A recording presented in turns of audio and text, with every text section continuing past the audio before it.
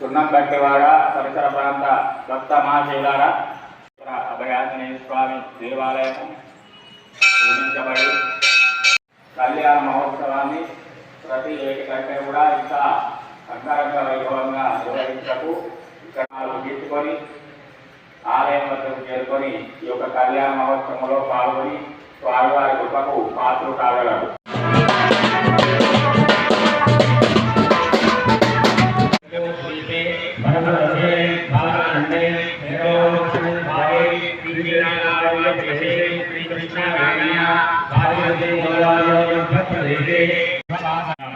మార్చుకోవడానికి దానికి పుణ్యావాసమైనటువంటి కార్యక్రమాన్ని కూడా చేసుకోబోతున్నాము. అయితే ఇప్పటి వరకు నేను మీకు ఒకటి సంకల్పం అనేది చెప్తున్నాము. దేవతల నుంచి ఏమేమి కావాలో దానికి సంబంధించిన అన్ని కూడా అప్లికేషన్ రూపంలో మనం ఇప్పుడు ఆ స్వామివారికి మనం సమర్పించాం మంత్రపూర్వకం. కాబట్టి ఆ అప్లికేషన్ వారు దేవతలు పరిశీలించి సరే వీళ్ళు అడిగింది న్యాయమైంది ధర్మమైంది అని అనుకుంటే వాళ్ళు మనకు అవన్నీ కూడా ప్రసాదిస్తారు. అమ్మ మాకు ఇది లేని పరిస్థితులలో మేము ఇలా బాగుపడుతున్నాము, మేము ఇలా అన్నీ చేయకూడని పనులన్నీ చేస్తున్నాం కాబట్టి మమ్మల్ని క్షమించు అని ఏ పూజ చేసినా ఫస్ట్ భూమిని ప్రార్థన చేసుకోవాలి, పాటించాలి. ఎవరికి తెలియదు, చాలామందికి తెలిసిన వాళ్ళు కూడా పాటించలేకపోతున్నారు. కాబట్టి అది మనం భూమి అనేది మనకు నివాసం. మనం ఇవాళ ఇక్కడ ఉన్నామంటే భూమి ఉన్నది కాబట్టి మనం ఉన్నాం, లేకపోతే జీవరాశి అనేది ఉండదు. కాబట్టి ఆ భూమికి మనం ఇంకా ప్రార్థన చేసుకోవాలి. భద్రాజ కృష్ణ వేదిక గౌతమి కరిషాదిష్టవర్ణదేవతాభ్యో నమః.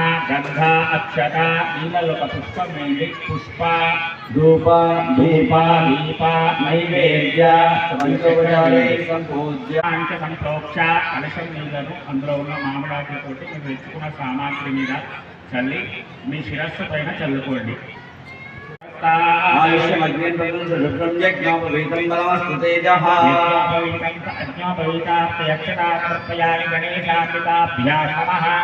గంధం ఒక పువ్వుతోటి గంధం చల్లండి గౌరమ్మ గణపతి మీద. తర్వాత పసుపు కుంకుమ వేయండి. గంధం సమర్పయామి గంధశోభలంకరణార్థం అక్షత.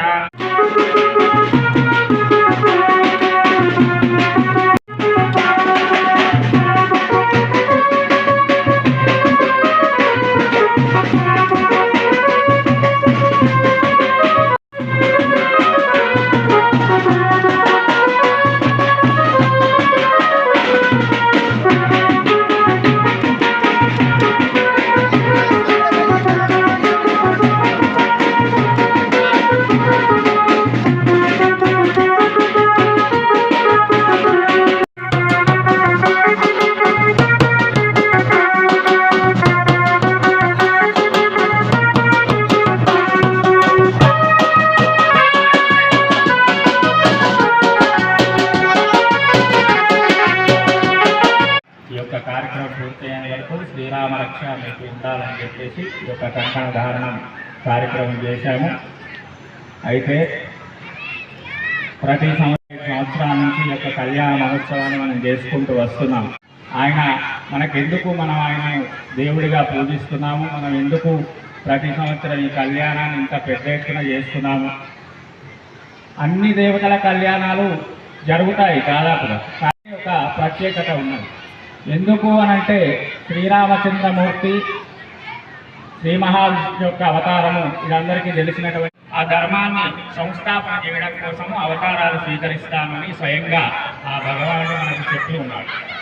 అయితే ఈ క్రమంలో ఆయన అనేక అవతారాలు స్వీకరించడం జరిగింది. మత్స్యావతారం, కూర్మావతారము, వరాహ అవతారము, నారసింహ అవతారము, పరశురామ, శ్రీరామ, ఇట్లా అనేక అవతారాలు స్వీకరించడం జరిగింది. ఆచరించదగినటువంటి మనం పూజించదగినటువంటి అవతారము శ్రీరామ అవతారం. ఎందుకంటే మిగతా అవతారాలన్నింటిలో కూడా ఆయన పుట్టడమే ఒక లీలగా పుట్టడం, అదేవిధంగా ఆయన పుట్టినప్పటి నుంచి కూడా భగవంతుడిగా ఆయన యొక్క లీలలు ప్రదర్శించడం, ఆయన మాయలతోటి ఆయన చేష్టలతోటి భగవంతుని ఎప్పుడు కూడా నేను భగవంతుని అని చెప్పే ప్రయత్నమే చేశాడు. మిగతా అవతారాలన్నింటిలో ఒక్క శ్రీరాముడు మాత్రమే పరిపూర్ణమైనటువంటి మనుష్యుడిగా ఈ భూమి మీద అవతరించాడు. కానీ ఎందుకు ఆయన మనం ఇంత యుగాల మారిన ఆయన పూజిస్తున్నాము అనంటే ఆయన నడిచిన ధర్మం, ఆయన నడిచిన మార్గము, ఆయన ఏ రకంగానైతే వేదాన్ని నమ్ముకొని వేదము ఏ రకంగా చెప్పిందో ఆ రకమైనటువంటి ప్రవర్తనతోటి జీవించి ఆయన అందరికీ ఆదర్శప్రాయుడైనాడు. రామస్య ఆయనము ఇది రామాయణం. అంటే రాముడు ఏ రకంగా నడిచాడో దాని గురించి చెప్పేదే రామాయణం. ఆయన ఈ గ్రంథం పూర్తి చేసిన తర్వాత, ఈ కావ్యాన్ని పూర్తి చేసిన తర్వాత ఆయన 3 పేర్లు పెట్టాడు ఈ రామాయణ కావ్యాన్ని. ఒకటి రామాయణము, రెండవది సీతాయా చరితం మహత్, సీతమ్మ వారి యొక్క చరిత్ర, సీతమ్మ వారి చరిత్ర అని పేరు పెట్టారు. ఎందుకు సీతమ్మ వారి చరిత్ర పెట్టారు? భూమి నుంచి పైకి లేచి ఆమె కామనే నా పేరు సీత అని పెట్టుకుంది. అప్పుడు జనకుడు ఆ శిశువును చేతిలోకి తీసుకొని ఈమె నాకేమవుతుంది అని, ఇలా దొరికింది కదా, నేను ఈమెను ఏం చేయాలి అని చెప్పి చేతిలో పట్టుకొని చూస్తుంటే ఆకాశవాణి పలుకుతుంది, ధర్మస్య తనయా కళ, ఈమె ధర్మం చేత నీ కూతురు జనక మహారాజా ఇప్పటి నుంచి నీ కూతురుగా నీ దగ్గర పెరుగుతుంది అని చెప్పి. అంటే అమ్మవారు మా రాముడు పుట్టినట్టుగా తల్లి గర్భవాసం నుంచి ఎదిరించలేదు, అయినా కూడా ఆమె మానవ కాంతగానే ప్రవర్తించింది. సాక్షాత్తు శ్రీ మహాలక్ష్మి దగ్గరగా ఉన్న అవతారం కాబట్టి ఆయనను మనం ప్రతి సంవత్సరం కూడా ఎంతో భక్తి శ్రద్ధలతోటి మనం పూజిస్తూ కళ్యాణ మహోత్సవాన్ని కూడా నిర్వహించుకుంటూ వస్తున్నాం. కాబట్టి ఇంకా ముందు ఈ రాముని గురించి, రామాయణం గురించి ఇంకా చాలా విషయాలు మనం చెప్పుకుందాము. ప్రస్తుతము ఇక కళ్యాణ మహోత్సవానికి మనము సన్నద్ధం చేసుకొని సీతారాములను మేళతాళాలతోటి, మంగళ వాయిద్యాలతోటి, మంగళహారతులతోటి, వేద వచనాలతోటి వేదిక మీదకి తీసుకువద్దాము. మీరు మంగళహారతి పట్టుకొని రాముల వారికి దగ్గరికి వెళ్ళాలి.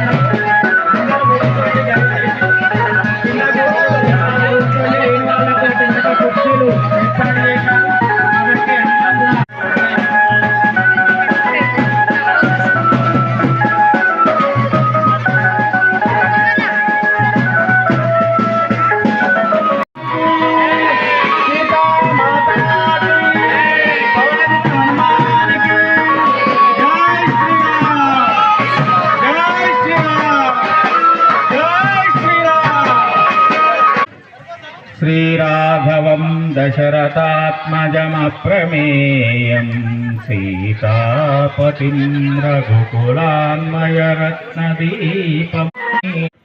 అందమైన స్త్రీలు కనబడితే పురుషులు మోహించడం అనేటువంటిది అది ప్రకృతి ఏర్పరిచినటువంటి నియమం. ఆ నియమము ఉన్నది కాబట్టి స్త్రీలకు పురుషులందు, పురుషులకు స్త్రీలందు ఆకర్షణ అనేటువంటిది ఉంటుంది. హింసాం మోహన రూపాయ పురుషులే మోహిస్తారట, అంత అందగాడు మన శ్రీరామచంద్రమూర్తి.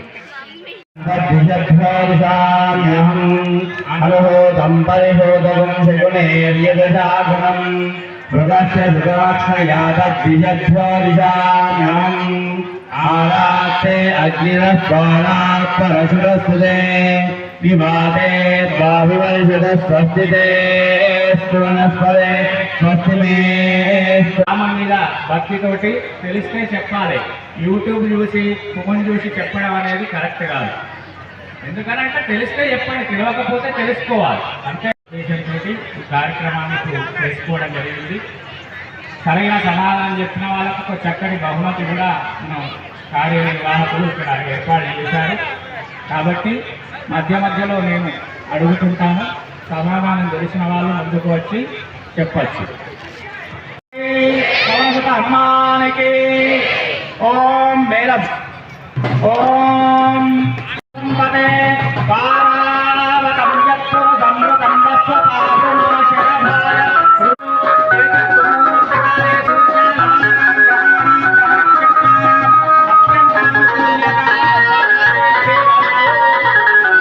శ్రీరామచంద్రుడికి ఆ యొక్క రాముడు అనేటువంటి పేరును ఎవరు పెట్టారు, రాముడు అనే పేరు ఎవరు పెట్టారు అనేది ప్రశ్న.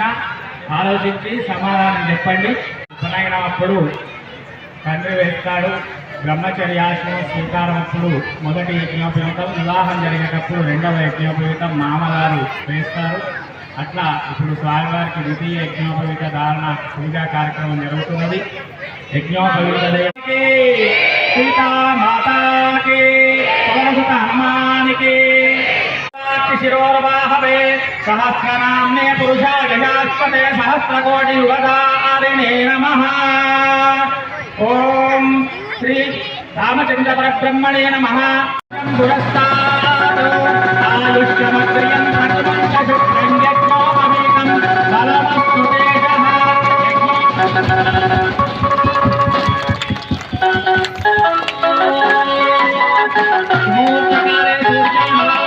యజ్ఞోపవీతదానముహూర్తస్తు ముహూర్తోస్తు ఆయుష్యం సర్వకళ్యాణం సర్వసంపత్ప్రవర్తనం సుచిత్రోది కంబూయా సాధనయజ్ఞోపవీతదానముహూర్త సుముహూర్తో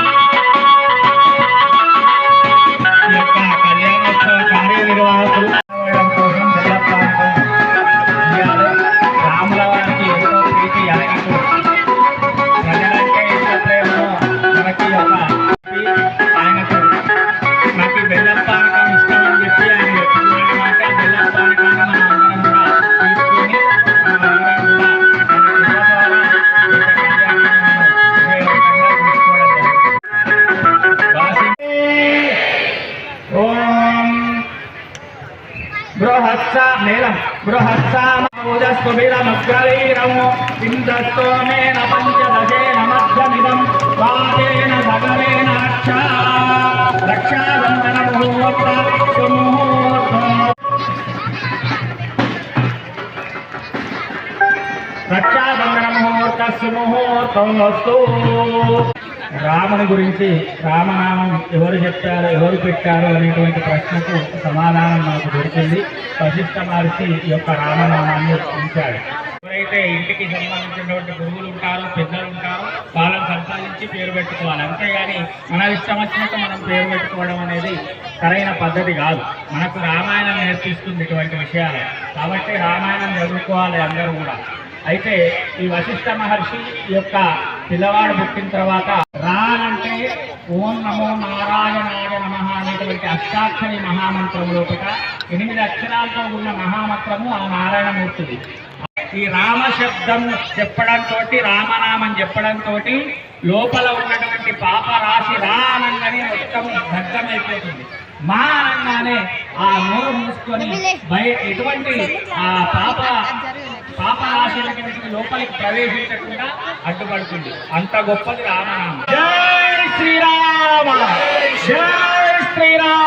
ఐరావత పుండరీకలామ కుదాన్య పుష్పదంత సారోమ సుప్రదీకాచ్యాదిష్టంతే శుండాదండోత్తంబితే అమరావత్యా శోకవతి భోగవతి వైతవతి లోకాలోకాచలేన వరుతే మహేంద్ర బలశక్తి విద్యాద్ర పార్యాత్ర సప్తకులాచలిత सकलित मतंग हिरण्यशृंग माल्योत्तिष्ठिन्दरुष्यमुखादि पंचमः महानग समदृष्टिते वलयाकारलवनेक्षुरासक्ति तदिक्षीर शुद्धोदकार्णवै प्राणिंचकार्य बद्रिकार्य चंपकार्य उचारण्य नैमीशान्य गुहान्य कदलकार्य మొట్టమొదటిసారిగా రాక్షస సంహారం చేశాడు. మొట్టమొదటిసారిగా రాముడు చంపినటువంటి రాక్షసుడు ఎవరు, రాక్షసి ఎవరు అనేది ప్రశ్న. రామలక్ష్మణులు వెళ్ళినప్పుడు ఆ యొక్క మార్గమధ్యం లోపల ఒక వనం ఉంటుంది. ఆ వనం రాక్షసి ఆ వనం లోపల తిరుగాడుతూ అక్కడ ఉన్నటువంటి మృగపక్షాదులందరినీ కూడా, అక్కడికి వచ్చిన మనుషులందరినీ కూడా భక్షిస్తూ లోకకంటకురాలై జీవిస్తుంటది. అటువంటి కాటికిని విశ్వామిత్రుడు చెప్పడంతో రాముడు ఒకే బాణంతో కొట్టి చంపివేయడం జరిగింది.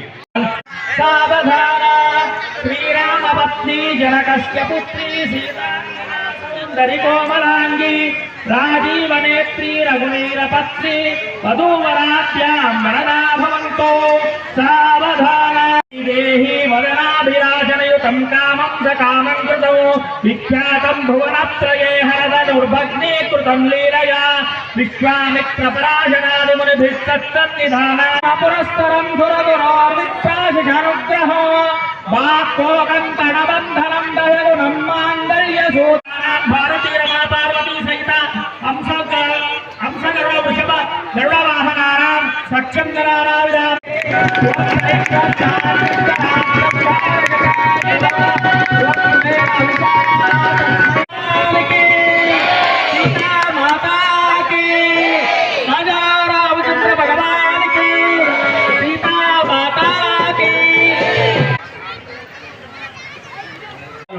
తొలగిపోయి అఖండ సౌభాగ్యము అమ్మవారు ప్రసాదిస్తుంది.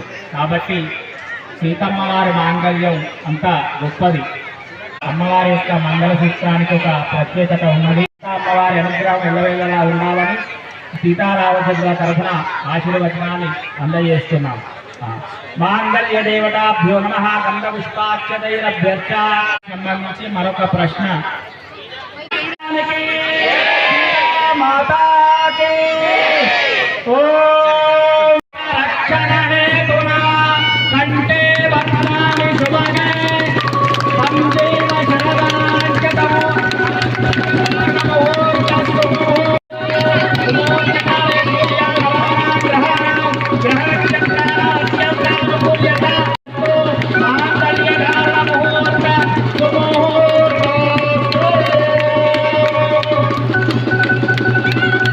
చీర అమ్మవారికి పెట్టేటువంటిది.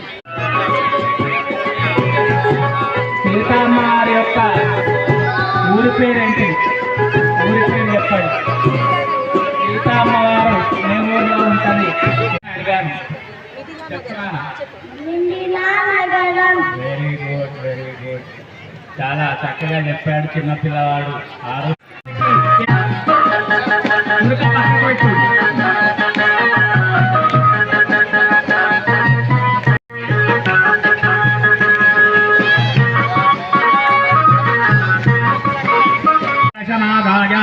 బ్రాహ్మణైస్సారభిలాగుస్తారయతు దక్షిణాత్తాంతు బహుదేయం చాస్తు పుణ్యం వర్తదాగుం శాంతిరస్తు. ఓం ప్రజాపతి శ్రియాన్ దశః ముష్కయోరత యశో యజ్ఞస్య దక్షిణ పశవో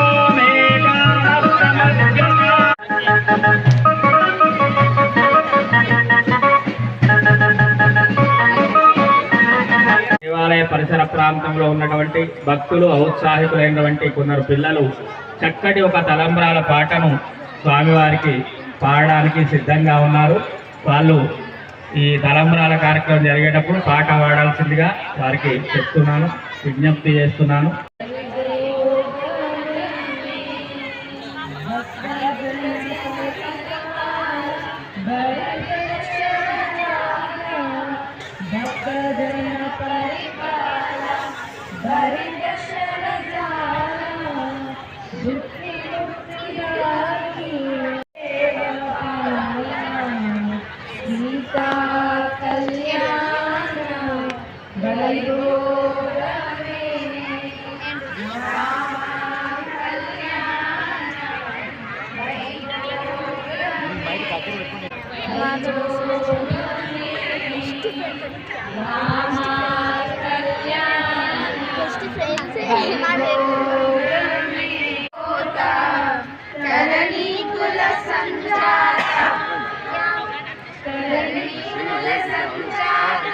త్యాగరాజ స్వామి అంటే సాక్షాత్తు ఆ రాముని గుండెల్లో నిలుపుకున్నటువంటి మహానుభావుడు.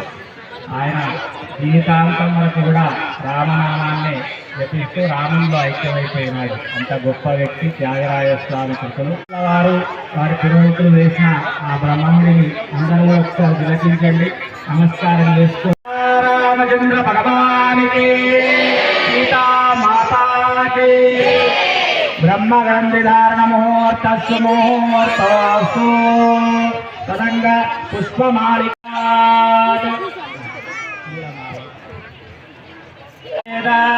పుష్పవాన్ ప్రజావాన్ పశుమాన్ భవతి పుష్పావతే ప్రసోవతే ఫలనిదే వేరుధత్పారయిష్ణవః.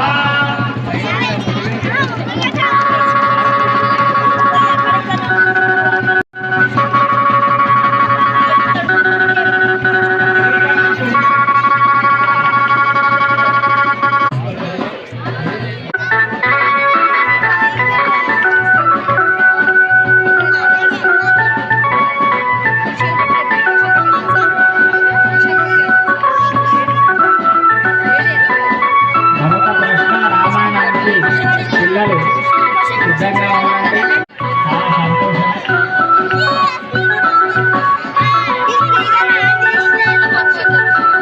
ఇవన్నీ కూడా ఈ బేసిక్స్ అన్ని తెలుసుకోవడం చాలా సంతోషమైన విషయం. చెప్తారా? తర్వాత అక్కడికి భరతుడు వచ్చి రామవారిని వెనక్కి తీసుకొని పోయి పట్టాభిషేకం చేయడం జరుగుతుంది.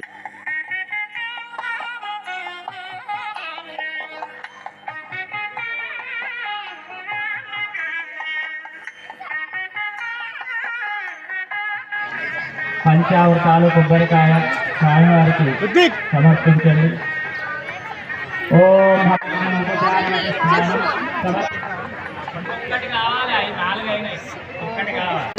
హారతి ఉన్నది, మీ అందరికి కూడా ఆశీర్వాదం ఇస్తాం. కూర్చోండి అందరూ.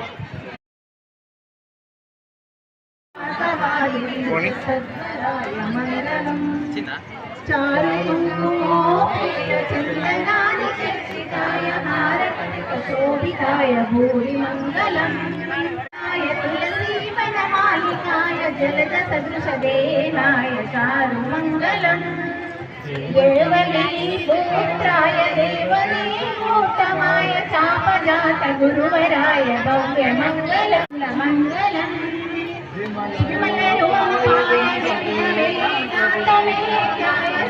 చిత్తకామితాయ శుభమంగళం రామచారిష్టదాయ మహితమంగళం మామకాభిష్టదాయ మహితమంగళం. హార్ట్ నీళ్ళు ఇప్పండి.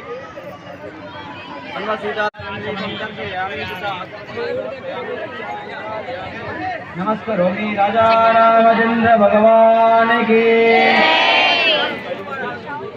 కళ్యాణం మీద కూర్చున్న వాళ్ళు తప్ప అందరు దిగాలి. మంత్ర పుష్పము ఓం రాజాధిరాజాయ ప్రసంగ సాగినే నమో వయం వయే